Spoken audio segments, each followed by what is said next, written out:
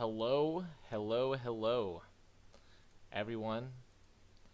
My name is Avast. I am the main support player for Luminosity Gaming Evil. And I'm just wanting to make this video to do a relatively quick summary of all the map design issues I think that a lot of people have had opinions about, but haven't been brought to the surface. Ajax made a video a while ago. This is coming a little bit late, mind you, when I said it was supposed to be it, about some of the hitbox and collision mechanics, and which is some sloppy modeling and design work and more technical aspects of map design. But I want to talk about how Blizzard's map design in Overwatch specifically is in large part created some of this imbalance and this stagnancy of the meta, and particularly towards dive, and how a lot of their map design just in general is flawed, and based on principles, or just it seems they're repeating design choices are not good design choices in an FPS game, especially an FPS game where there's lots of area control damage and huge spam ability damage and all this other stuff. And so I'd like to examine a couple of examples through this video. I'm going to go through an example for each of the types of game modes: King of the Hill, Payload, and 2CP, and try to connect these overarching themes of design that I think are very flawed and in part creating this poor balanced environment just as much as any lack of balance in characters, in the actual character balance in this game. And we'll examine 3 maps, like I said, and connect what I think are going to be 3 main themes. And the first map we're going to examine, first control type, is going to be Zhong and King of the Hill. We're here on Zhong, and this particular stage is Night Market. I wish I could take you through all the stages of the map, but that's also another flaw. I don't know why we can't select the stages at this point in time, even though the game's been out for a year for King of the Hill maps, but it doesn't matter. We're going to do it Night Market, because it's the design lessons and themes that we can look at here are applicable to the rest of the map and applicable to the rest of the King of Hill. So let's start with the most obvious things. How many entrances are there to this map? 1, 2, and then a third up here. So 3 entrances. Now that's about the average for Overwatch in terms of points, though on many maps, including on Zhong itself, both Garden and what's the other one? I always forget. Oh, Control Center.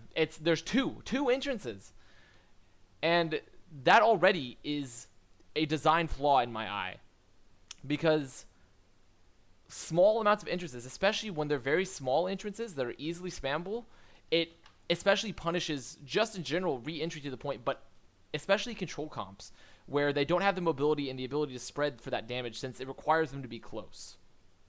Another thing that I think is extremely bad is look how when you exit from an entrance, there's huge amounts of open space. And even on the point itself, even though there are multiple entrances, there are lots of open space. And this is something you'll see mirrored on all the other on the actual settings of Zhong.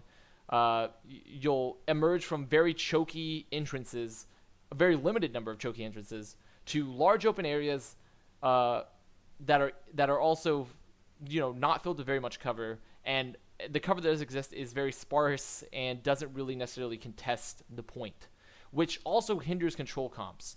And we're going to talk more at the end after we've highlighted all these particular design issues about these things, because those are 2 of the 3 themes: are limited number of entrances, especially limited by some entrances that are only accessible through mobile characters, and they're small and easily spammable. And 2, there's a lot of open area without a lot of cover and lack of objects and buildings and things and other things like that where control teams can use to advance towards the point where generally they'll be fighting, especially on control-based maps, King of the Hill maps. Those are 2 of the 3 issues that will be found on a King of the Hill map. And we'll move on to 2CP and Payload to really examine some of the other issues, the third most prevalent theme and issue. And we're going to do a quick run through of Hanamura And this is where it gets a little bit different from King of the Hill, because it's these maps, both 2CP and payload, are asymmetrical and they're not mirrored.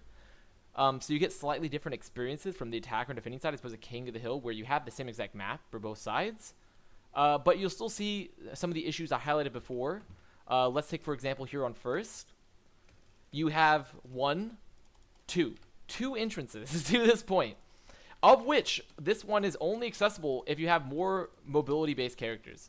You can't actually get up here if you have control characters. And chokes in this game are very easily contestable, especially with dive, because you have a thing called the tank contest, essentially, the swap contest, where you're able to put your Winston here, drop a bubble, contest for a bit, tase, and then his bubble breaks, and he's able to get matrixed, and then he's matrixes till the end of the Diva's matrix cycle, and then he can pop a bubble again by that point, or he can jump away and get healed. And then upon entry to the point, they only have 2 or 3 different ways, but dive comps will always be spread out throughout a variety of sight lines and height advantages and differentials that will be punishing control comps, because since they're slow moving, they can't really punish them the same way. And they have to take the fight to the point here on this point, which still has limited cover. Besides, this Bell is decent, but they can still just cycle contest their tanks. And it's something mirrored on the last as well, if not just as bad or worse, because even though there's more entrances, you have this main entrance, the top, and then you technically have a third entrance here lower for control, but it's very useless because you don't get any height advantage. It doesn't bring you closer to the point than here in the main. It just puts you in a worse position, really. They're still very big chokes. They're chokes that, or by big, I mean they're very spammable chokes. And you have all this height differentials here. And also even the back of the point, which included with the height differentials are these huge sightline differences. Whereas the Zenyatta 76 especially can thrive. And where these tank compositions of Zarya and Reinhardt, which, you know, I'm saying are the basis for control in this case, they're very control-based, very blob-based compositions and require people to stick together. They aren't able to punish them nearly as effectively. And because control requires to be fighting near the objective generally, and you can't effectively fight dive on the edges of a point because they can just rotate away from you, this height differential is the third theme of map design for Blizzard, where it's not easily accessible, or it's very easy to run away and doesn't really gain anything for control comps, to where it hurts control comps far more than dive, who is easily able to contest it. And we'll go look at another payload to re-examine these themes, and then at the end we'll just have a discussion of why this is all really bad. And we're back here on this map holds a special place in my heart, Hollywood. Because it has quite possibly one of the most heinous design decisions I've ever seen in a game, and which we'll examine, because just on its own, ignoring all these other thematic elements, so it does tie in some, it's just awful. It's just truly atrocious here, and I'm sure some people might already have guessed what it is. But let's once again examine how many entrances, just on this first point, there are for entry. 1, 2. Now this is relatively wide, but you know, it's sort of split by the car.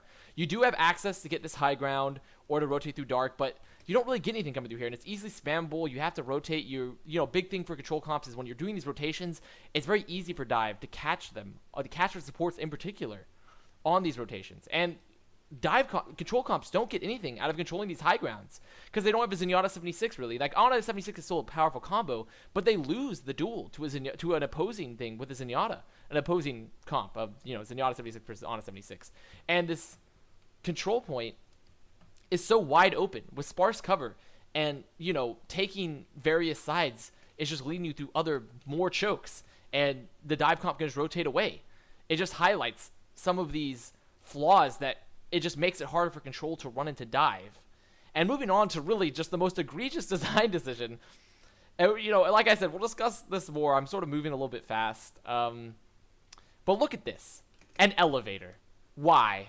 Who at Blizzard, what person on earth was like, you know what I love in my fast-paced game with big height differentials that I want to see varied comps on is an elevator, an RNG elevator that you just hope you can get to in time to contest high ground, and it's uncovered, so you're easily spammed and killable the entire time. And it leads you onto an open high ground where the high ground itself is very good for spamming and looking over, but it doesn't actually lead you anywhere, which is just another advantage for dive versus control, because they can use the high ground as a launching point, while control, their main thing is they have to fight the point, and this high ground doesn't give them any advantage other than forcing the dive teams off of it. But dive teams can just much more easily recontest this high ground. And it's a theme that you see throughout many different maps, where it doesn't matter if the control comp forces you off the high ground, because dive teams can just recontest as soon as the tanks drop.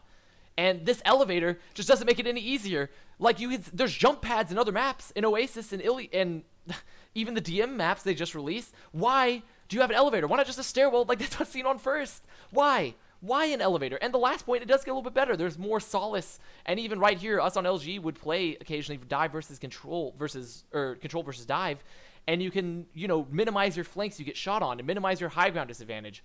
But it's still just why? Just why is high ground so incapable to be contested?